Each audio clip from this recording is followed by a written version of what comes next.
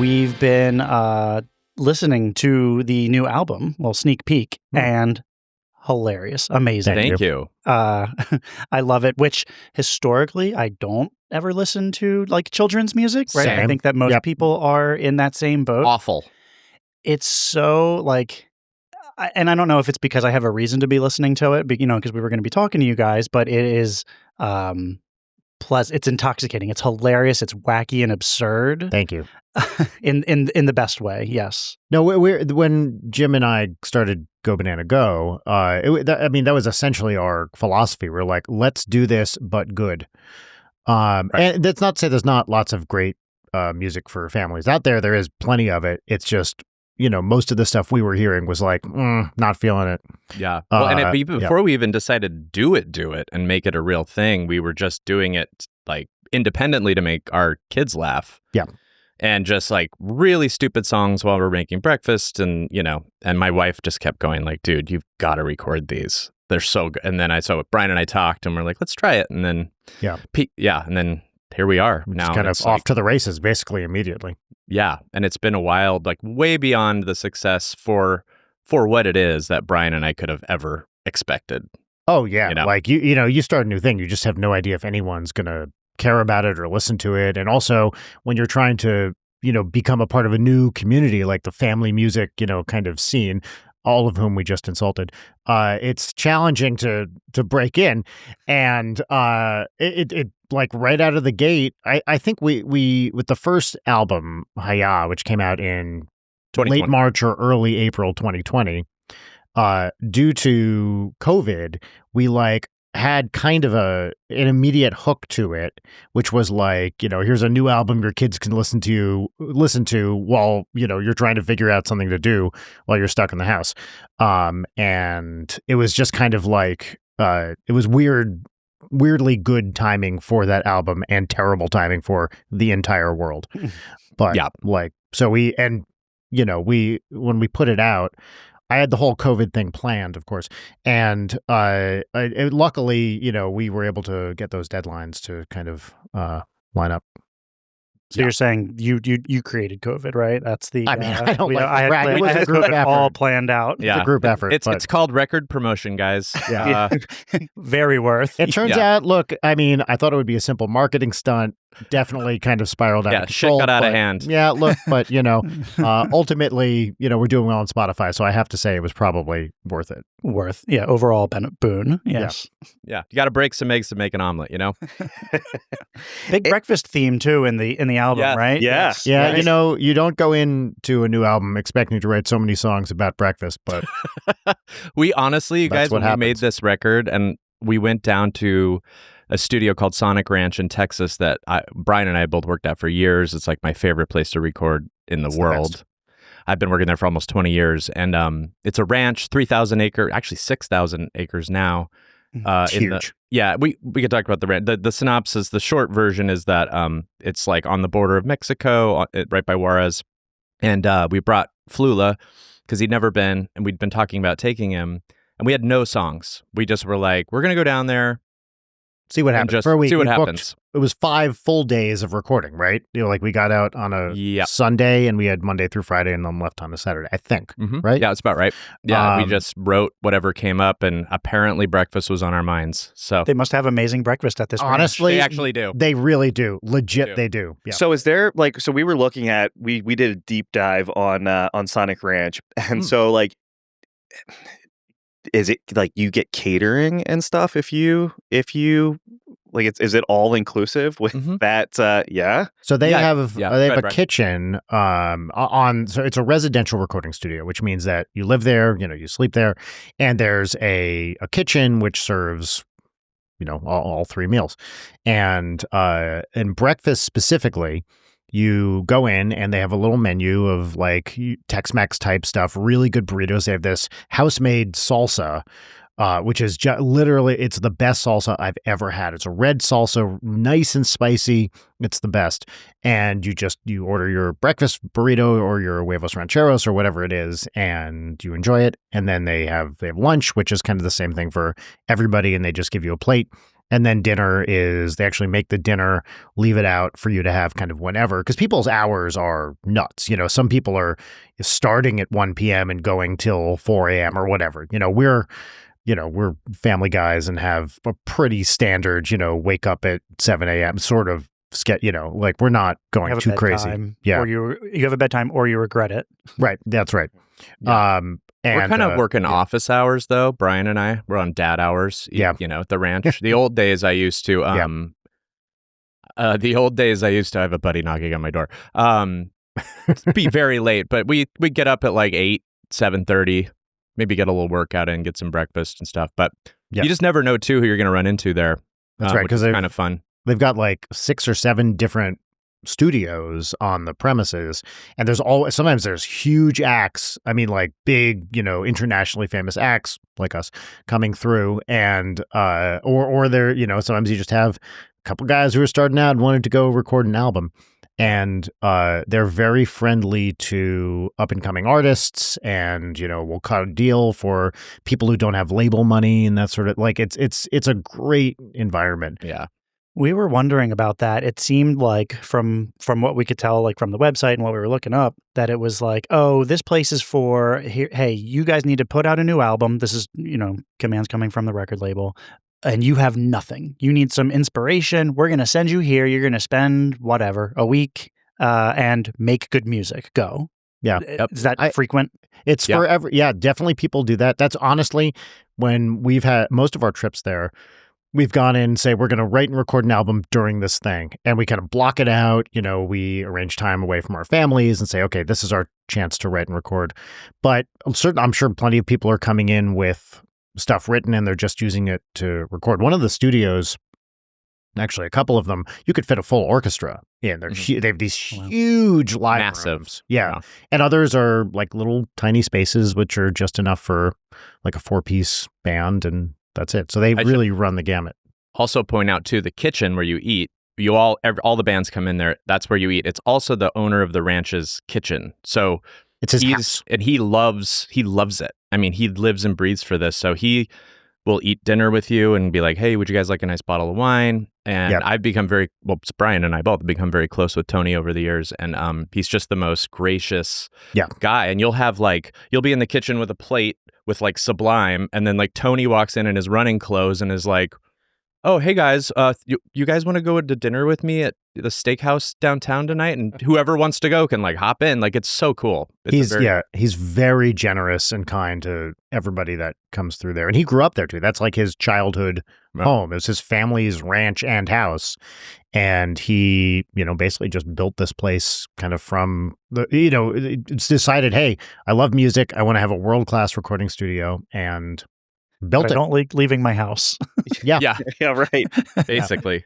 And it's very cool too. Another cool thing they do is a lot of their engineers and staff are Mexican people. And so it's kind of this feeder for recording in Mexico. So a lot of Mexican people will come and work there for a while when they're young, and then go back to Mexico with all the experience that they've gained. So it's this very cool like pipeline for up and coming, engineers, producers, that sort of musicians from Mexico. I think a lot of them are based in Mexico City, but they come up, spend a few years at the ranch, and then a lot of them move home.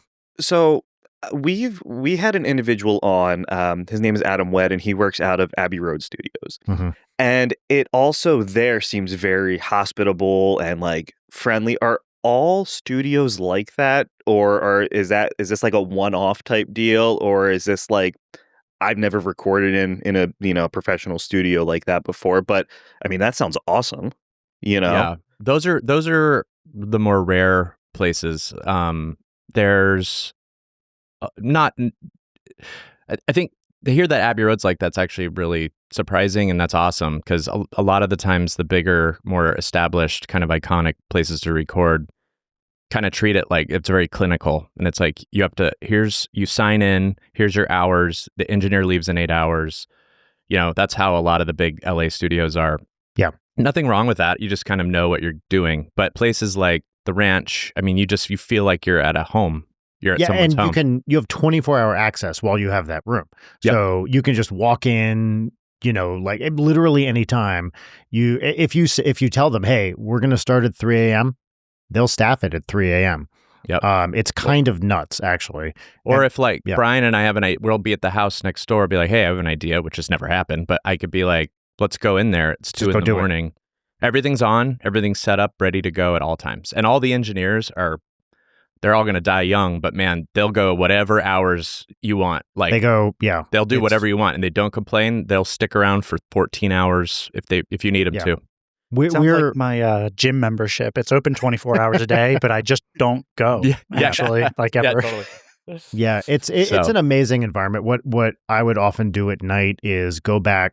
Most studios have, you have where the engineer is, kind of the console and everything, and then there are separate rooms, the live room and different ISO booths and stuff like that.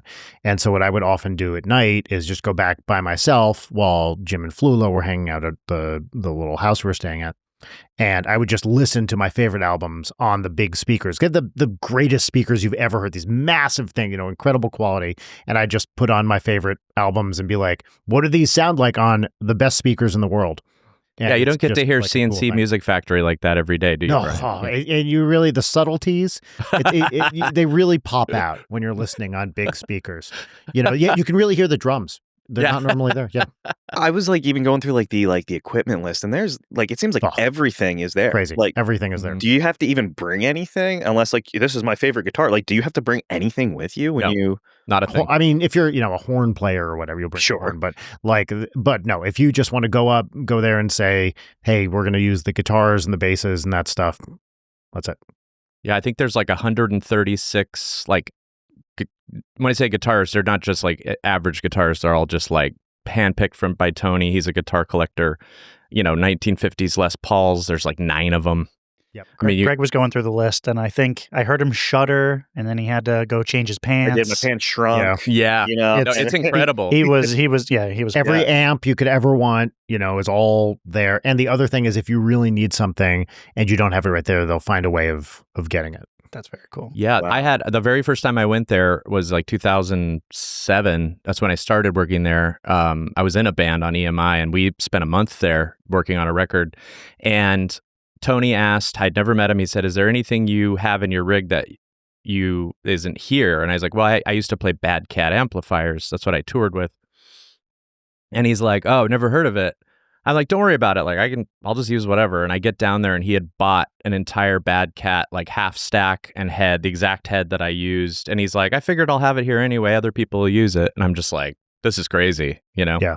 But speaking of that, Jim, can you describe your stack count at the AC/DC show last night? You guys, I saw AC/DC last night in Nashville.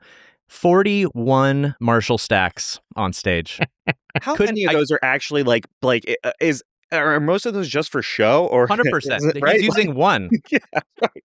But he's got 40 backups in case one shits it's the most bed. Spinal Tap thing I've ever seen, and I was there for it. It was awesome. It's so funny. Yeah. So, so we showed up with Flula, and we're like, all right, well, I guess we just write an album, and we just started. I mean, Flula's brain is truly from another planet. Yeah. Incredible improviser. Yeah. Unbelievable. So between the three of us, we just knock an idea, and then we just try to find the game, right? We just try to find what's the path here. Yeah. And sometimes it's a dud.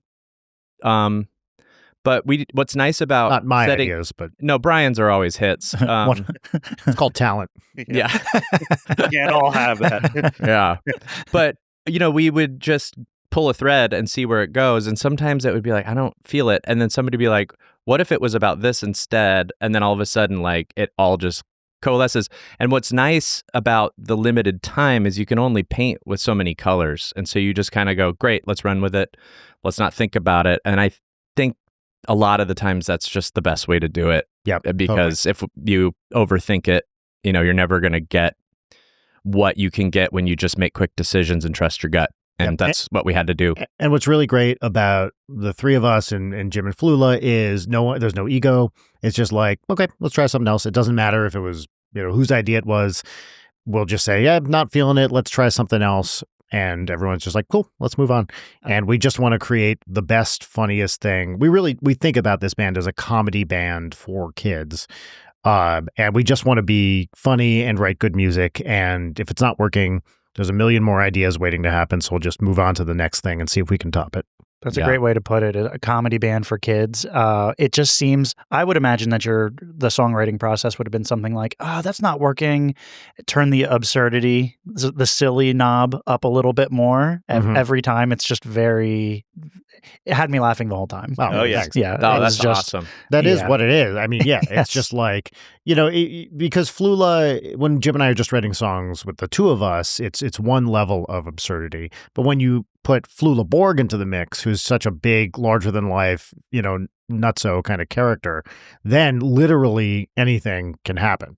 And it's very fun. He's total agent of chaos type personality. You just never have any idea what's going to happen. It's the best. It's really fun. Yeah. We and it's funny, like obviously before I had kids, like we weren't listening to kids music, but as soon as I discovered Go Banana Go, we've been rocking it through the Alexa for my daughter, and she thinks it's fucking hilarious, and it is hilarious. How old is she? She is 5. Nice. That's perfect age. Perfect age, and it's funny. My son's 2, so he doesn't. This is fun dance music, but she thinks it's hilarious. That's great. Yeah. Our kids are still into it too. Mine's not. I have a 13-year-old. Oh, she's out. She's out. Oh no, she's so out. Yeah. My 11-year-old just turned 11 like 2 days ago. Is very into it, and she's constantly pitching. I mean, constantly pitching ideas. Usually for songs that have been out for a while. And most of her ideas are, what if, Daddy? What if I came in at the end and said, Brian Wecht is terrible? What if this song never happened? Stuff like that, where she just comes in, insults me, and then, nukes the song. It's all very funny. Yeah. Well, so actually the single Hot Cocoa was her and my wife's. Is that what you're about to say? Well, okay. So I think Eric had Hot Cocoa stuck in his head for the last 2-3 days. I don't mean to roll my eyes, but it is stuck. It's jammed in there. So sorry about that.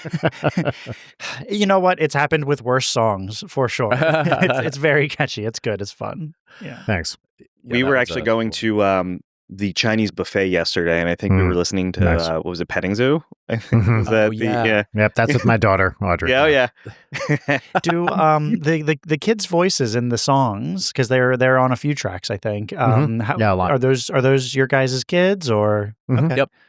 Yep. And sometimes Jim has a few neighborhood kids pop by to do if you need a gang vocals or something like that, they'll all do them. But yes, Audrey's on a lot of the songs. Jim's kids are on a bunch of the songs too. It's just fun. Jim has an actual pro studio in his house. I have kind of a mini, studio. But it's with a good mic that I can just bring my family in to do it. My wife, Rachel, is on a lot of songs as well. She's in the new album. She's the mom and getting ready for school. She does the chicken and eggs. She's very good at doing chicken vocals. She's it's a gift. Yeah. She's an incredibly gifted comedian, and she is. She's very, very good and an improviser and good at coming up. Does with a all good that chicken. Stuff. So with that song, I was like, okay. I texted her because I have a little studio separate from the house, but it's garage studio basically, and I was like, hey, come here, come into the studio. She's like, okay. So she shows up, and I'm like, stand there, and you're a chicken. Go. She's like, ooh, I kind of like this. Yeah. And Ryan. Essentially, this is my new essentially thing. one take, just, chickening it up. She's oh my gosh. Yeah. Yeah. My daughter is on the new one with Flula about the, can't think of the name right now. The Clean Your Room. Clean Your Room. Yeah.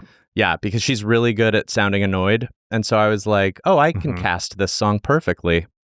And so I just had her kick and scream about it and do her thing. And she's in theater as well, so she absolutely and she's a huge Flula fan independently, and so for her to get to do that, she's thinks is very, very cool. But she would never tell her friends. Do you know what Audrey said to me this morning? We were getting ready for school, appropriately enough, and she's just making her breakfast. She goes, "You know what's weird, Dad?" I said, "What?" She goes, "When you realize your stupid, annoying father is actually kind of famous." Thanks. And I was like, first of all, thank you. Yeah. Second of all, what? That's great to know, because I heard that famous people's kids, they're just like, nope, that's dad. Mm-hmm. I mean, I guess the fact still is there that Yes. you're a household name, but Yes. not. I didn't think that it would ever be considered by the Right. kids. And I'm not like actually famous. We have fans of my other bands, but it's not like, using the word famous is a gross overstatement in my personal case. It's the level. What would you be then if it's not famous? If famous is just like Infamous. ceiling. Infamous. Yeah, that's right. Yeah. tied to some pretty great stuff. Yeah. Mm-hmm. Yeah. Reviled, loathed, Yeah. abhorred, avoided, shunned, eschewed, the usuals. Yeah. I think I when I was talking to Eric, I was like, this is like that S tier. This is that S tier interview. So I think you're up there. Well, thank You guys are up there. I try to hang out with Brian as much as I can just to be around autographs and stuff. you. Yeah. Naturally. That's fair. Yeah. But I just like signing him, whether there's anyone there or not. Yeah. It's just fun. It's just He'll fun. sign anything. I'm even if really no one's good there. at him, too. Yeah. He can write really well. I can imitate anyone's name. Yeah. Oh wow. So when you guys aren't recording music or doing your day jobs, what do you do? What's your hobby? What do you like to do for fun? Shoot the shit. I do a lot of it's kind of a side gig, but it's also a hobby. I'm a puzzle person, like not jigsaw puzzles, but like crossword, word puzzles, abstract puzzle kind of stuff. So I have a second life as like what as they call it in the community, a puzzler. One thing Brian may not tell you is that he is a PhD in theoretical physics. I don't know if you guys knew that. So I did. How did I know that, Eric? I think probably may due have to told my me that. incredible level of fame. Yes. Yeah. No, you know what? I was reading your autobiography and Self-published, I might add. Theoretical physics. So is that what does that mean? Nobody knows. Yeah, it's actually a secret. It was an academic for many years. I was a professor at Queen Mary University of London in their Center for Research in String Theory. But theoretical physics, so physics is, trying to describe the universe, various aspects of it. And a theoretical physicist tries to come up with mathematical models that work to either explain existing experiments or predict new results. So essentially, it's someone who models the universe with math. And the difference is between a theoretical physicist and an experimental physicist. An experimental physicist is in a lab. Maybe it's a very big lab, like a particle collider or something like that. But you're in a lab and you're doing actual experiments. A theorist is doing math, essentially. So, yeah. I think I heard somebody say something like there was a professor probably for theoretical physics, and they said, and the reason I asked you what it was, I've heard of this before, but one of the students said, well, they were trying to gauge like how are we gonna how does this class work? And the professor said, well, we're kind of making it up as we go along. Like I won't know if you're right either. Like there's a level of that. Yeah, that's not typical for a theoret. I mean, that would be at a very advanced level. Like that's someone doing research. When you do research, you start out as a scientist, you start out with a idea, but sometimes you follow your nose and you do your calculations or your experiments and it doesn't work out that way. In a class, that would be unusual. Like in a class, you're learning something that's probably pretty well this is firm established. Yeah. I mean, when I was teaching, I taught at the university level, like that stuff has been known for, I mean, it's like an undergraduate curriculum, at least 50 years, probably more. At a graduate level, you're talking about kind of up to the minute results. But yeah, it would be weird to like go into a class and be like, I don't know. Let's see what happens. Good luck, Let's everybody. just wing it, kids. Yeah. I mean, that would be more, that kind of thing would be more like maybe an arts class where you're like, okay, you're going to write something, like, who knows what's going to happen. So good to know that it's still grounded by facts, I guess. Oh yeah.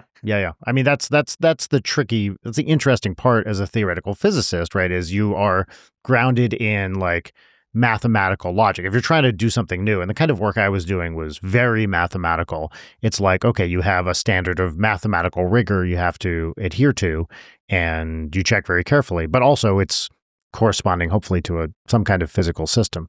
So you do, as opposed to a pure mathematician is being like hyper rigorous. It's like really, really locked down. As a physicist, you have a little more wiggle room. So you can say things like, okay, well, I'm going to not do that because that doesn't seem real. It's a little bit looser, but you have some kind of standard of, mathematical rigor you're trying to adhere to. So this is probably you're the chalkboard guy. You're filling up the chalkboard. That's right. That's Correct. bigger than your house. Yep, the size that's of the right. house. Oh, I wish I could afford a chalkboard that big. Hey, Rachel, guess what?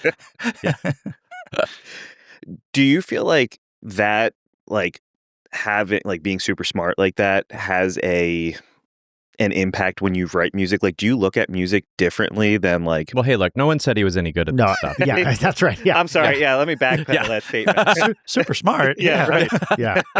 That's right. Just because I had a job doesn't mean I was good at it. And I also want to say, like, I really do think of physics, any kind of specialty. It's not that you're smart, it's that you're good at a thing, right? Like, so yes, I worked with a lot of very smart people, but it's kind of like learning another language. And some people have very good intuition for it. Some people don't. It's like, I don't like to say, okay, you're good at theoretical physics, so you're really smart. They're kind of two different things. But what I would think is I do, and Jim and I have been working together for a long time now. We're coming up on 10 years. Mm-hmm. I tend to approach music fairly analytically, like from a music theory perspective often. My training is in jazz and that sort of thing. So I tend to think as like a jazz musician does about music theory. I think my predilection for math and, science-y type stuff extends to my interest and, study and training, et cetera, in music theory. And for me, actually, the big trick has always been to learn when to sweep the theory aside entirely and just be like, okay, let's just feel this we're writing a song. Doesn't really matter what the music theory says. Let's just like feel it out. Yeah. Okay. And then I come in and feel him. Yeah. So when does that happen? Yeah, that's at the house after. Ever on camera, right? Never behind that's closed my rule. doors. That's my rule. Yeah. Never on camera. Never on camera. I don't want to cheapen That's this. a good rule. Yeah. Or start charging for it. Well, yeah. Now it's a good deal. There's a place for that. If there's a market place for that. Yeah. Oh, there's a market. Trust me. Jim, what about you, man?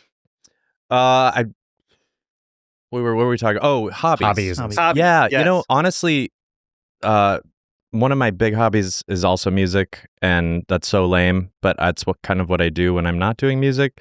But outside of that, I would say my biggest non-musically kind of related hobby is I've been a Krav Maga practitioner for many, many years.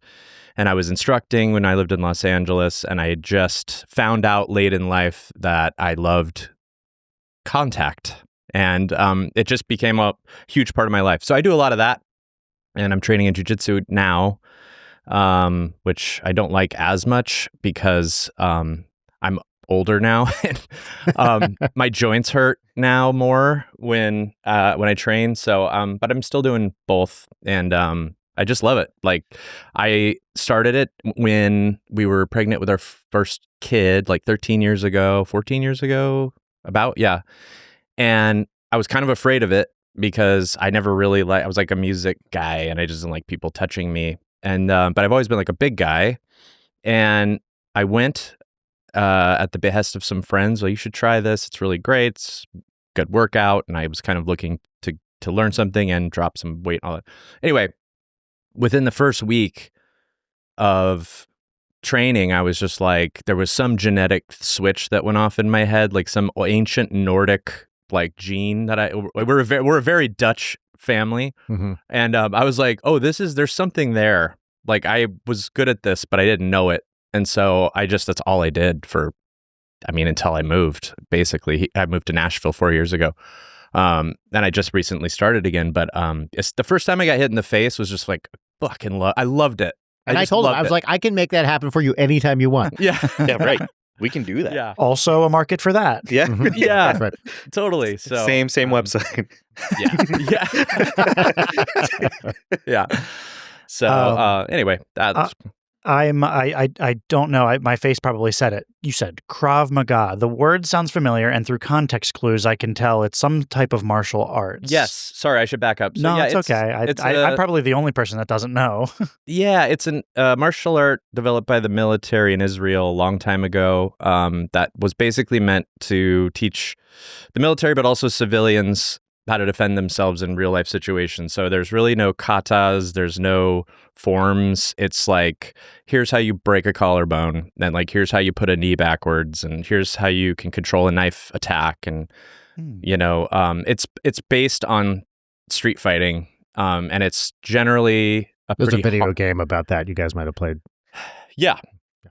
Yeah. Mortal about street Kombat? fighting? Yeah. It's, Yeah. Is it The Sims? Yeah, that's Yeah, right. Yeah. My code name's Ryu. But yeah, so it's basically designed to just handle things quickly and get out. Are these the videos where like there'll be two guys standing there and one guy has a gun and they'll say, "And watch me disarm him"? Is that like okay? And then he goes some quick. Yeah, a lot of those are poorly done. Yes. And will get you killed. But a video on the internet is wrong, Jim? Yeah. Hold on. I need to think make that's a call. allowed. Yeah. No, but yeah, we do a lot of like close quarter firearm disarms and stuff. And shockingly, it's actually, if you could learn it in a day. I mean, you wouldn't be very good at it, but it's not hard. And when I was teaching, when I was teaching intro classes, we would, once we got to the basics of knife and arm retention, knife and arm and gun retention, I would ask, like, what would you rather have presented to you in a bad situation, a knife or a gun?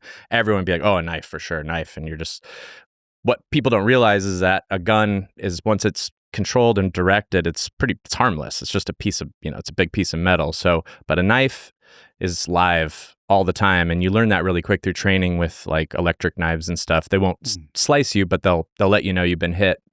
And it's really, really, it's bad. So learning a lot of that stuff is a part of it. And also knowing when to not try to do that is probably the most important thing you learn. And knowing, okay, I can go for this right now and not hurt myself or the people around me. So a lot of that stuff. If you watch like Bourne Identity, all those fight scenes it's all Krav Maga. Oh, I didn't know that. Interesting. Yeah. Cool. And actually Flula's in the show The Rookie right now. And he did this scene last week and my kids were watching it and it was all, I think they trot him some Krav and I texted him. I'm like, dude, good form. I was like, well, looking solid. It's funny that you say that. So that's what I was going to say. My wife and I, that's just the show we've been watching, and the ABC shows are all, 20 plus episodes long. So, but Krav Maga is a big part of Nathan Fillion, his wife in the show. Like, that's what she does. Like, she's like a trainer on the side. So that's the only reason why I've heard that before. But yeah, they talk about that a lot in the show. That's cool. Yeah. Yeah, my mind went to Napoleon Dynamite. What was the Rex's? Oh, Rex Kwon Do. Yeah, roundhouse. I know that's different. That's not the same thing. But you said poorly made videos, and I was like, like Napoleon Dynamite. Mm-hmm. Yeah. No, what's really cool about this last I'll say about the discipline is that it's generally, if you find a good school, they're going to work you really hard. And the premise that any good instructor that I worked with, and I've worked with a lot of them as a student, was they want you to be able to fight nonstop for 8 minutes, which is an eternity. And mainly just from a physical standpoint. Tell that to my wife. Yeah. But a bang. And so what you learn through this process is that they're also intent on conditioning you to be able to deal with an attack of 4 people and hang in there for, even if it's 40 seconds, if you're ready for 8, you're going to be just fine. And so the tests are like 8 hours, and brutally long and awful. I mean, my last test was about 8 hours, and they'll make you think it's over and go, oh, throw these rucks on. We're going to go run up the staircase at the parking garage. And then someone will come attack you while you're running with a rucksack, and you have to drop and fight. And it's just like, you never know what's going to happen. And you're just like, I remember the one night, I think it was my second test, we were leaving. I was like a orange belt. And the guy was like, our instructor, Chris, was like, hey, if you sleep with people, if you're married, make sure you sleep in a different room tonight. And it was my first belt test, because you've spent 8 hours hitting and kicking and striking and striking. It's so ingrained that he's like, you will slug your partner. And so I was like, this guy's crazy. And we were pregnant with our daughter. And I literally punched her in the stomach in my sleep. And it was real. And she woke up and she's like, and I went, oh my God. And I'm sleeping in the other room. So it was like, that's how long and ingrained these sessions can get. But it sounds wonderful. Incredibly practical. It is. I like that practicality. I did probably like every other kid my age, karate when I was like, same. Oh yeah, 7 years old, and I think I won. And I held this in my head as like I did the crab walk really well, like you get backwards, and I don't know if that's. I don't think you. I was gonna guess that about you. Yeah, you look like a fantastic you look like a crab walker. I was like, that guy can go flat and backwards. Incredible. That's what they used to call me in high school, was the crab walker. Yeah, the pincher, but for a different reason. The pincher. Of course, naturally. Yeah. Oh God. But anyway, but yeah. It's fun. I always admire when people have like real hobbies or interests. Like, don't ask me. You know what my answer is?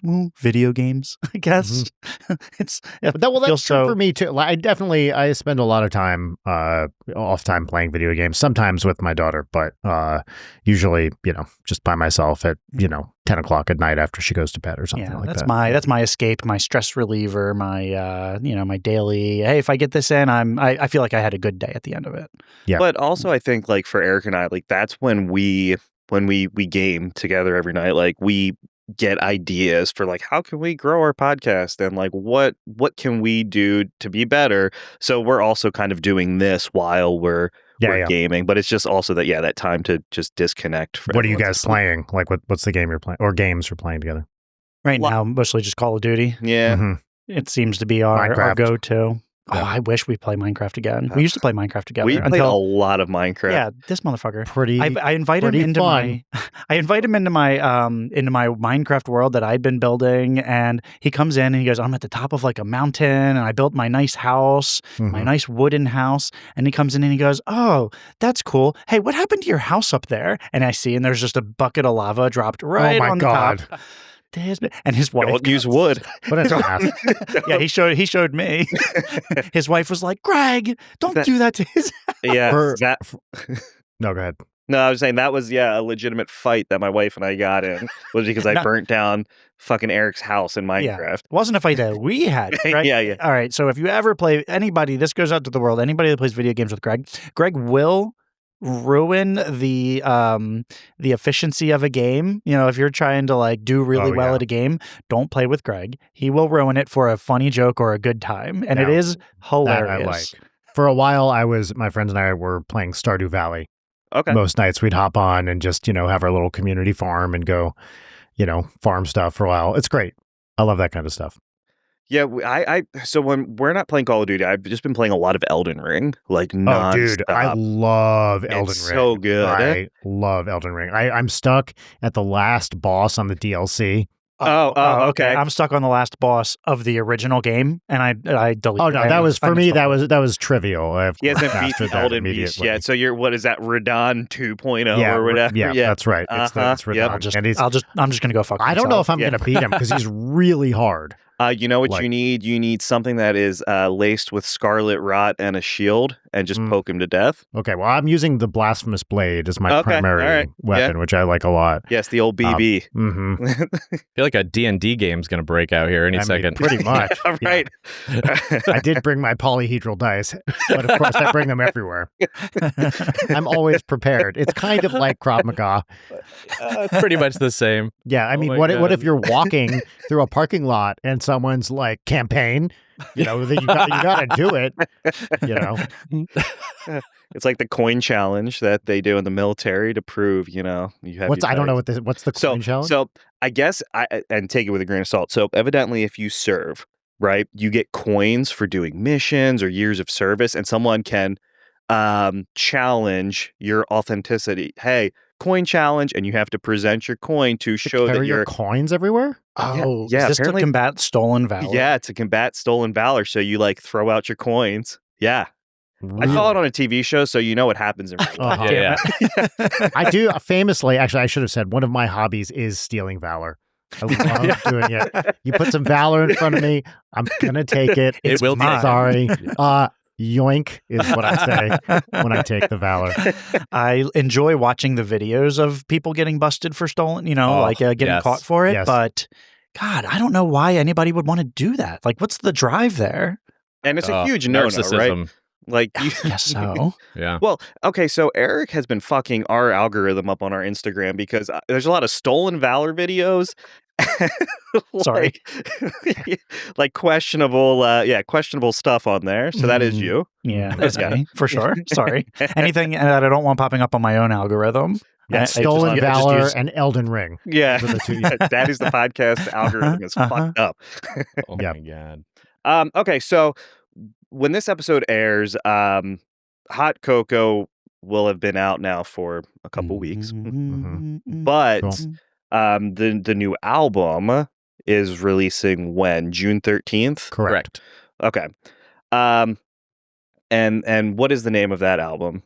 Jim. Slippery When Peeled.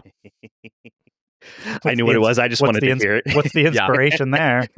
Bananas are slippery. That was kind of where it came from. No, obviously a bit of an homage to Bon Jovi. We've had kind of a theme in the past with like Dark Side of the Banana. And we just kind of decided to keep it rolling and tried to make a cover that looked like Slippery When Wet, and it just looked awful. So it had that certain something that we never want to have. Right. Yeah. Bad Photoshop. And this was, again, I will credit my family. We were at dinner, I don't know, a month ago or whatever. And I was like, okay, guys, we have this album's done. We're having trouble thinking of a name. Let's just, pitch me ideas. And my family, it was, I think Rachel, my wife, said something about slippery or my I can't remember. But anyway, they came up with Slippery When Peeled. I mean, most of the suggestions were hot garbage, so let's not talk about those. But that was a really good one. And then I texted Jim and Flula, and we had a bunch of ideas, and that one being the best one. That was definitely the best one. So, what were some of the other ones? Do you remember? You had some really good. We had a pretty funny text chain going between the three of us that got a bit out of hand. So I don't know if I'd want to repeat it, but there was one. There was a runner up that we were deciding. Maybe I can find this now. Oh, Songs in the Key of Banana was one. Mm-hmm. Okay, that's good. Yeah, the one that I always, for years now, have been suggesting, which I don't think is a good idea, but I like as a concept, is Fun Sugar Snacks Magic, which I think really has something. I forgot about that one. Right? I love that. Right? But it also would, I think, my fear about that is, would people get it? I think people probably would get it. But also, then kids will be like, wait, what's the original? And then that might lead to a conversation that... And what band is this guy also in? Yes, that conversation. That's also that, yes. I was so curious about how your other band, with Ninja Sex Party, right? Mm-hmm. Is there anybody that hates that, like that there's the association? Lots of people. Oh, really? No, that's not what you meant. That there's an association. Now, he's making children's music, but he's in a band with the word sex. It's never been an issue. It's never been. I think in this day and age, this is the kind of thing, I've thought about this for a while. Like 30 years ago, it would be the kind of thing that would be an absolute career ender. This is there's no way, you can't have that, you just can't do the same thing. And now people get it, they're all, how many, sex is a natural part of life. Yeah. And I'm very good at it. I think people understand you can have different projects that are for different audiences, and it has never come up. Now, I will say I don't go out of my way to promote them on a lot of the. I'll post about it. NSP has a big following, and I'll post about it on there a teeny tiny bit, but I definitely don't want to mix them in too much because that feels weird.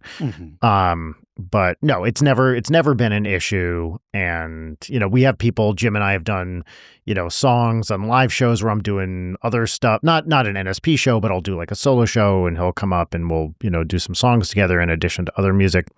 I think people get it and nobody really cares. Yeah, so that's good. It's funny. Like I was on the NSP subreddit and someone was like, there's a new Go Banana Go album coming out, but this sounds like it's for kids. Oh, really? Yeah. Someone was like super pissed off that. Hello. Sounds like Reddit. Yeah. Right. Yeah. You got to love it.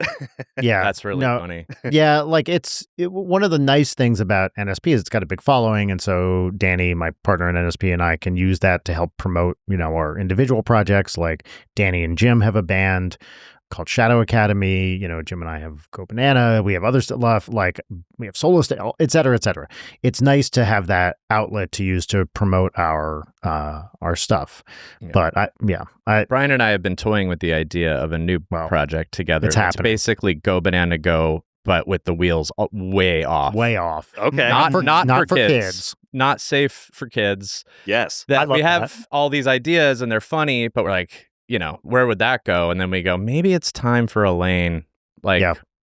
So. Yeah. Well, the idea behind the band is, what if the guys in Ween did a lot of drugs? What would that sound like? Yeah. Yeah. Well, okay. Well, so I think the only way that I could ever, what was the word that I used? Wacky, zany, like for like this new album. I don't think that I could think of those things without drugs. Like, yeah, right. Not that I'm accusing you guys of using massive amounts of drugs while writing this album, but I'm using them right now. Yeah. We're pretty chill. Like, we'll have a drink, but like, I don't even smoke weed. I am not a drug guy. Like, at all. I just have no interest. Jim isn't either. No. Like, I don't think Flula is. We're pretty. We're not straight edge, but we're not going nuts. You're not like off chill. The rails rock stars. Yeah. The guy I remember. Exactly. I remember hearing, this is one of my favorite quotes, years ago, heard an interview with Jack Black. And he said, he was talking about, okay, well, after our show, I'll go have the hot tea and we'll read a book or whatever. And he said, in order to get on stage and just rock your balls off, you need to live like a 65-year-old woman at all other times. And it to make it a sustainable thing that is actually true. People who are going nuts and partying, and that might work when you're in your 20s for a little bit, but certainly when, I just turned 50, like when you're our age, not that I was ever doing that anyway, but you just can't sustain that. There's just no way to do that and be able to bring it from not just for performing on stage, but for writing and, all the other stuff you have to do to make it a career. You keep it pretty chill.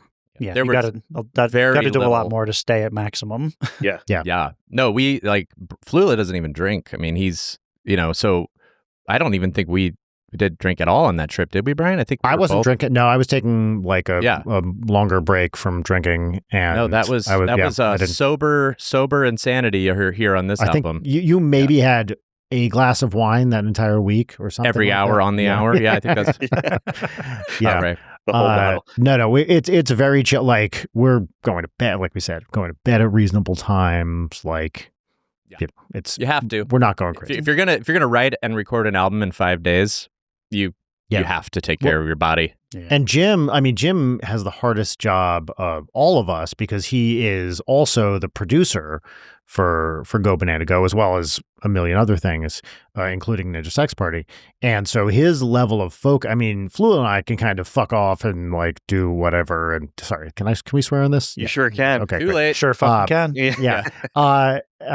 So we can like space out for a minute if we need to, or go answer an email. There'd definitely be times when my attention would wander or something like that. But Jim's got to be like focused and running the show all the time. So he has the hardest job of anybody on these sessions. I'd have never known anything different, really. So it's draining for sure, but I don't know what it would be like to like skip out for an hour and so I've been doing it for so long and I love it so much that it doesn't even faze me. Yeah. But it's amazing. The amount of focus you need to bring is just crazy to me because I can focus on stuff, but like you're in a recording studio. So not only is he focused on, in this case, writing, well, and with NSP, he and Danny and I write together there too. But like usually with NSP, we're not writing in the studio. Like we write the thing and then we go to the studio and then we record it. With this, we're kind of writing and Jim is producing and engineering and everything else at the same time. It's like a crazy amount of balls in the air at any given time. Yeah. But it's great. Again, I wouldn't change it for the world. So you guys both sound very busy. I admire that. I'm not as busy as you, and I can genuinely only do how many things at a time, Greg? I got one thing. I could do one thing at a time. If right now my dog was just in here, if he started like barking, I would be so thrown off. Oh, he's got to do something. It would just it entirely ruins me. I'll even like when I mix an episode, like I'll get a new plug-in and I'll send it over to Eric and I'll say, hey, can you like hear the difference? And he's like, I think it sounded fine the way before. Yeah. It's like, well, okay. Greg's our audiophile. Yeah. He appreciates the differences in, this is pitched down. I don't fucking know. Yeah. Well, something when we started, and we've been doing this for a little over a year now, was we didn't want to just dump out shit content. Like we didn't want anyone where you and I differ, my friend. Well, here's the thing: we didn't want to, and it was, and it ended up being shit anyway. It was overproduced and whatever. But like, it was that was something that I refused to do, and I used to like. It would take me like 40 hours to just edit, 2 hours worth of shit because I'd sit there and I chop it all up. God, and we were doing some things that were wrong. There was audio drift and nightmare stuff for Greg. On my own podcast, my partner Leighton on that, we didn't actually do this, although I thought it was a funny idea of hers. She, heard somewhere that when you do a podcast, you don't get good until 100 episodes in. Right. So she was like, what if we did a 99th episode spectacular where we did all of our worst ideas? And so that way, when we tell people, okay, start at episode 100, it's right after the worst episode we'll ever do.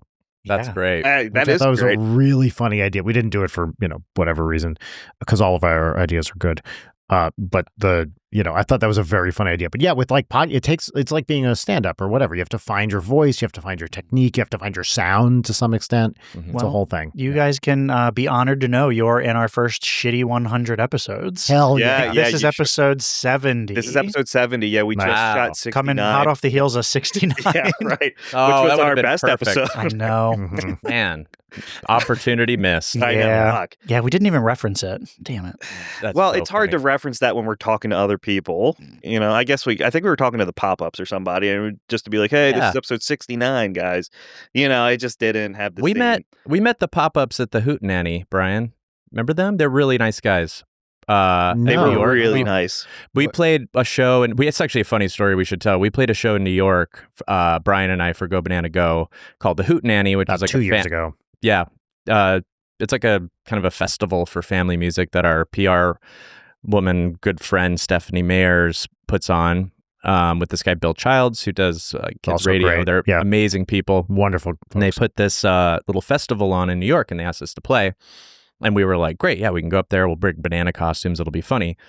And there's no kids at this event, so it's all for adults. It's people who do kids music, but it's all for each other. Yeah, and industry people, I don't know. And so Brian and I go, and I don't know the best way to explain it, but we kind of got there and we're just like, oh man, we are not like any of this. And how are we going to present ourselves? Because we're a little snarky and like, and so we looked at each, very hot, like scaldingly hot. There was a bar there too. So we'd had a couple drinks, and I looked at Brian and I'm like, we need to go nuclear today. I was like, we need to make this really uncomfortable, because that's the only way. That's all I needed to hear. Yeah. And that's like both of our specialty. So we ditched the banana costumes because I'm like, that's going to make us look saccharine. And I'm like, I want to go up there and have people like, I want this room to go silent. And so we got on stage. My guitar didn't really work because there was like this tech problem. It's the kind of thing, there's a billion acts and you have like, 10 minutes, if that, between acts. You just have to get up there and start going. It's barely even like a line check because the stuff's already plugged in. Yeah. Yeah, so we get up there and we're just playing it real, like, because everybody up there's like, they're really great musicians, and there's really positive and just, very emphatic. Kid music. Singing about kid stuff. We get up there and we just like are really quiet. My guitar doesn't work, and I'm just like, does anybody in the crowd have a Xanax? Because, and then you could see these women in the front row just like looking at us. And then Brian goes up to his mic and I don't remember exactly, it says something like, listen, I want everyone in here to listen up to me right now. He's like pointing to the crowd. He's like, no eye contact, no laughing, no, and just starts berating these people. So I love my favorite thing is to lose an audience right away. It's always it's a the best goal. feeling on earth to lose people. And then it's all uphill from there. But you're already at the bottom. But what I remember is Stephanie, who knows us very well, who put this on, was crying, laughing in the back. And so were the pop-up guys, who were lovely. And after the show, they were like, yes, okay, now I know. They kind of got what we were going for. Yeah. They're like, that was the funniest shit we've ever seen. And so, but we covered McGruff the Crime Dog. Remember those songs from the 80s? We covered Crack and Cocaine, the song which basically explains how to do crack and cocaine. And but it's an anti-drug song, which definitely talks about how awesome drugs are. If you're like, it's really great, but don't do it. But it's not worth it. This but is exactly how to not do that. These drugs. That McGruff the Crime Dog album it's called Smart Kids, and it's awesome. And there's a song on there, I believe it's the Alcohol one, which it's basically a Steely Dan song. And this wasn't available on Spotify for a while. As of the last, 6 months ago or something ago, it is out now. Someone kind of basically re-released it. And it is fantastic. I can highly recommend it. And it's like pretty dope backing tracks, which are thoroughly ruined by a guy doing the McGruff voice. Doing crack and cocaine. To get high. That's what you say you love. It's and the synth sounds. There are some songs on this that have like the most perfect 80s synths. Oh, it's great. And it's very funny to hear a guy doing the McGruff voice. So we played that song, Crack and Cocaine, to close the show out. And that's when I think we really lost people. Because if there were kids there, we wouldn't have done that. No, of I course don't not. think so. Sure. But I threw some F-bombs into the lyrics when I was singing, and like people were just like, what Friends. is That's what happening? it's the F-bomb to Jim. Yeah. What is happening? Well, so we had a great time, and then we walked off stage to tepid response. But then that 1%. Slow clap. We were on cloud nine. That's awesome. Yeah, and Steph and Bill loved it, which is all we cared about. Quite the display at a children's, that group of people. I was mildly drunk as well. For yourself, of course. Right. Yeah. You can't cater to the hoi polloi, right? Well, and it was so. The reason I wanted to have the pop-ups on, so my daughter, when she was born, she had hip dysplasia, and she had to like wear this harness for like 6 months. So she had a really hard time going to sleep. And one of their songs, Box Crayons, like that was the only fucking song that would put her to sleep every night. Like we would just listen to that song. So I reached out to them and I was like, hey, like, here's who we are. I want to talk to you guys. But I didn't know what to expect, because whenever we have like a children's act on, like I don't know like where our limits need to be. And with them, it was kind of like you guys, whatever, let's talk about fucking anything. But we didn't know what to expect with them. But they were really nice, and they're great. And that's how we actually, I think, ended up getting linked up with you guys. Cool. Was from that episode. Cool. So it all came full circle. Yeah. What's that thing? 7 degrees to Kevin Bacon. Yeah. Yeah, it's something like that. Yeah, right. Just getting to know everybody. Mm-hmm. Yeah. It started as 7 degrees to Brian Wecht, and then Kevin Bacon took now over. He's just kind of there. And that's why, to this day, I still have it out for Kevin Bacon. So, Kevin, if you're listening, I'm coming for you, buddy. You're fucked. You're fucked right now.